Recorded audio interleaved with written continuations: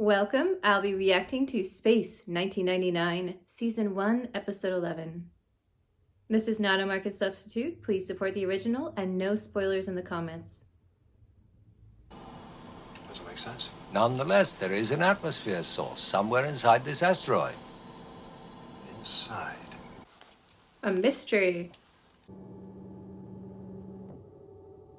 Exciting. It's like archaeology.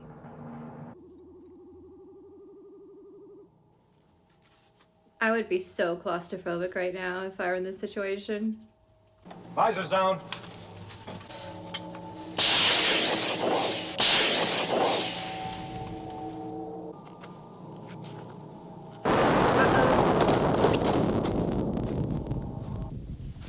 Baxter, you all right? I was about to say, why did the red shirt just walk forward? Sure you're all right? Yeah, I think so. For now. Oh, an artist. Those are beautiful.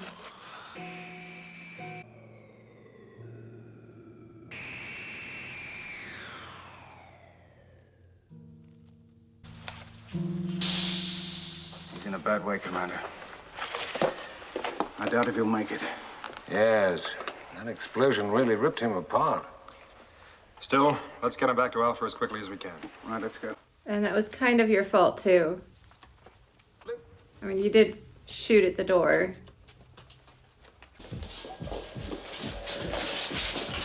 You run a track on Baxter.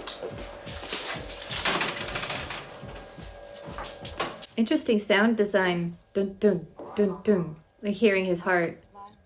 Erratic. This episode has been directed really well so far.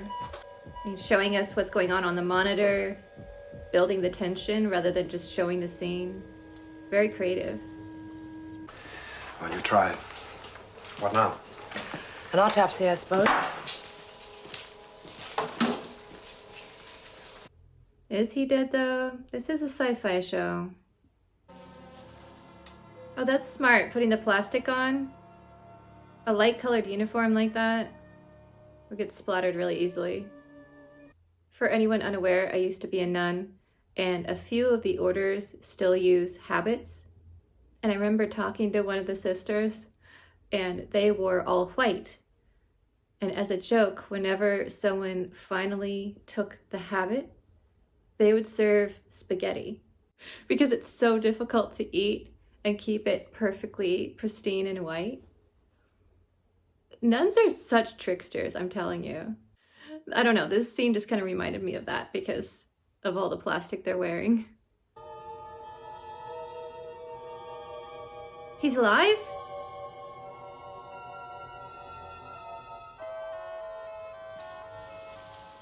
Is he like Wolverine? He just healed himself? Just a little while ago, that man was severely injured.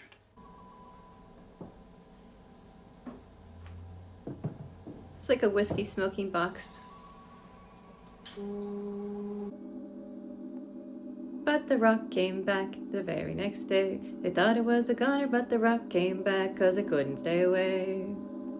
But I switched off the disintegrator.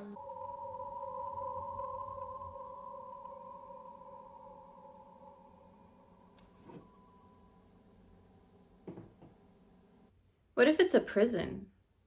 My guess is that it's not really a rock at all, but a living organism. You can burn it, scrape it, blast it, bombard it with antimatter, and somehow it'll regenerate itself. That'd be really disconcerting just waking up on Alpha like that. Why did they leave him alone? They knew he was going to wake up soon.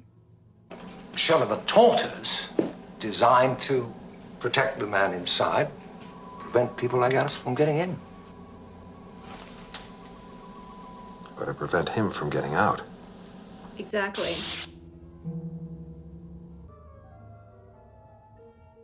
They really need better training for their security men. I can't really blame him because if I woke up in a strange place and people were keeping me there, I would probably attack them too.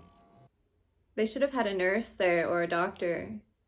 to explain the situation, not just two security people with orders to keep him in. When do I get back to flying? Well, we'll have to check the tests first. Checks.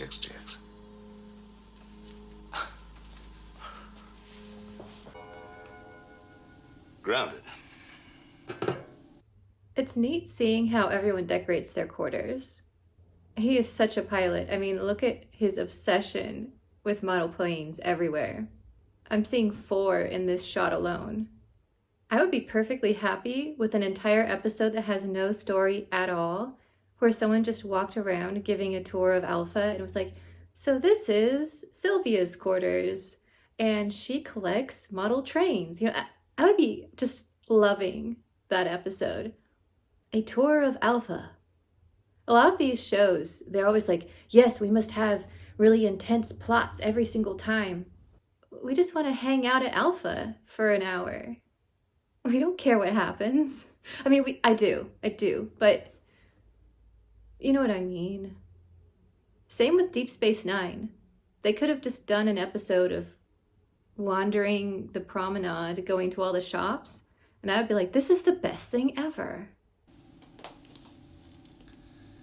6 model planes. Wow. 7. 8. Your optic nerve. It's been severely damaged. Oh no. Sorry. Wait, is he grounded permanently? Can they use the regenerative rock thing to help him? Is in Assembly Area D. He's just confused. Stop screaming and running. Look at him. He clearly just wants to know what's going on. Use the kill ray. No! No! No! Please! Please, I must talk to you. Thank you. All you've done is attack him. From the beginning. You blew him up. Then I am attacked by your guards. I defend myself. Now I'm totally on his side. is the time to stop. Our scientists began to experiment with the forces of life and death. They found first a means to eliminate the aging process in living tissue.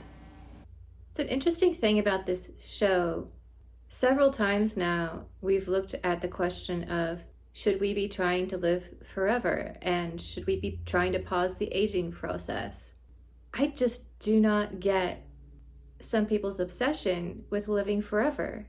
Why would you want to? I've mentioned this a few times in my vampire movie reactions. I just find it intriguing that Space 1999 has now brought it up several times. So either one of the writers or a producer found this topic to be intriguing, I'm guessing. But if someone offered me a serum or something to have what he has and just regenerate, I would turn it down. And I have lived for over 1,000 of your years. Our civilization decayed, lost its purpose, became negative. We tried to instill in the minds of our people the thought that only death gives a purpose to life, that a full response to life can only be measured against the fear of death. Exactly. How can you value life Yes. if you do not fear death? I don't think it's the fear of death that motivates people. It's its existence.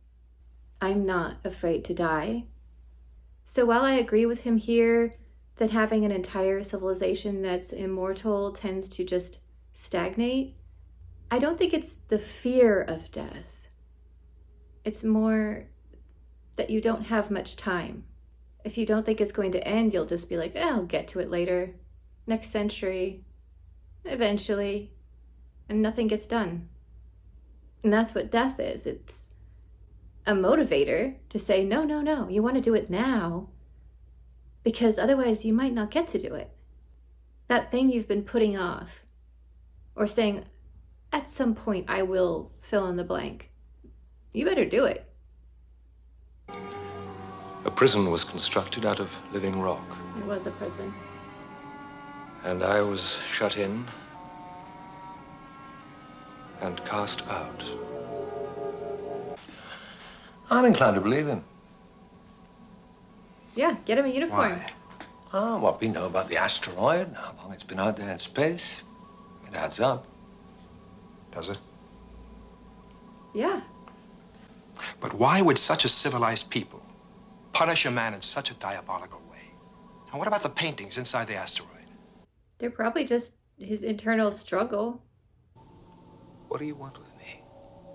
Perhaps I can help you. Dollar was here. What did he want?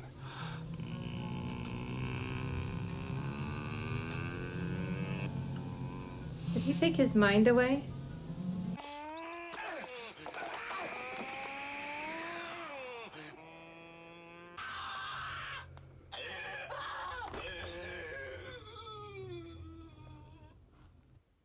Again, the directing this episode has been spectacular. When we first met Balor, we saw the hand splattered with blood. And here we have his hand splattered with blood. Incredible parallels here. What a shot. And yet look at me now. There isn't a mark on me. I don't know what the hell's going on. That expression, that attitude of the hand. The paintings. Where have we seen that before? Saw the asteroid. There's pictures on the walls. He's been stuck in that asteroid for 1,000 years. I think in his own very twisted way, he thought he was helping Mike. And I'm thinking that's what he offered the other people was the reverse regeneration. Kind of like the Wraith on Stargate Atlantis. They could use their power to suck the life out of you, or they could use it to regenerate you. And 1,000 years of reflection have convinced me. I was right. And now I have found a golden opportunity to prove it. You're evil, Balor. And what you offer is evil. We will resist you and what you stand for. You belong to me, and I will do with you as I wish. And you will come to accept what I have to offer. Just yeet him into space or something.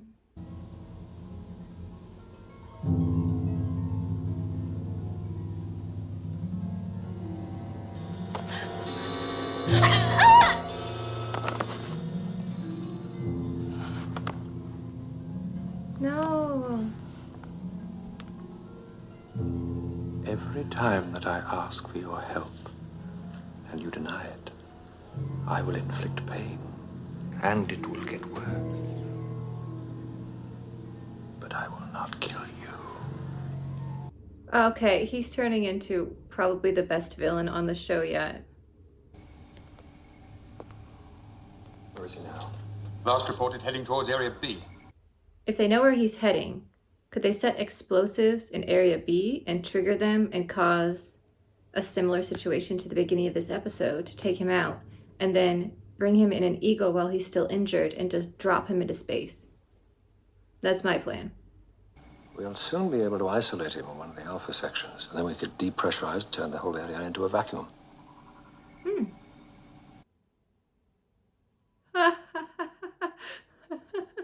Oh, that's clever. Peel off the danger sign. Because he doesn't know Alpha. I love it. What a good idea.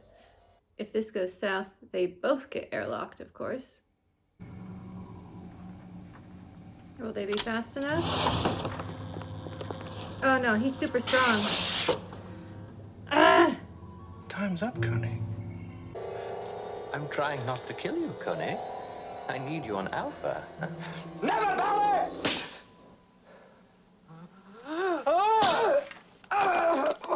Now! Quick!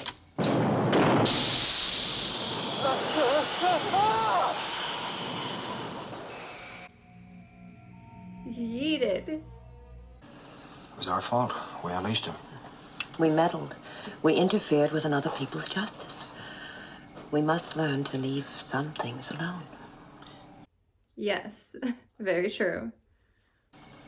All right, let's get this place into shape. Let's go. As fantastic a villain as that was, I have to say I'm a little bit disappointed because it would have been really fun to have this immortal crew member as part of Alpha. And his initial backstory was really interesting. Plus, he had these sweeping black robes, so I was like, there's no way they're going to make him the villain. That would be too obvious. Oh well. The actor did a fantastic job of being, at least to me, completely believable at first, and then just slowly turning more and more creepy until by the end it was just... ah. So great casting there. And poor Alpha getting halfway destroyed yet again. Can you imagine just being one of the ordinary technicians? We need an extra credit scene of like lower deckers just wiring things like... another alien attack. If I have to rebuild this computer one more time. Helena had an excellent point at the end, which I've been pointing out the last few episodes of, if you find stuff in space that's just floating there, leave it alone. Don't poke the wasp's nest. Because some of these incidents are just completely self-inflicted. Like, hey, let's go onto this derelict spaceship. Hey, let's go onto this asteroid that looks a bit odd. Like, no. No. It's the equivalent of being in a horror movie and saying, let's split up and go down into the creepy basement. I get it. Humans are curious. We are intrigued by mysteries like this. But I really hope that they think twice next time and go, is this something we want to get involved in? So not only was this an incredibly engaging episode, it was self-aware enough to realize this could have been avoided.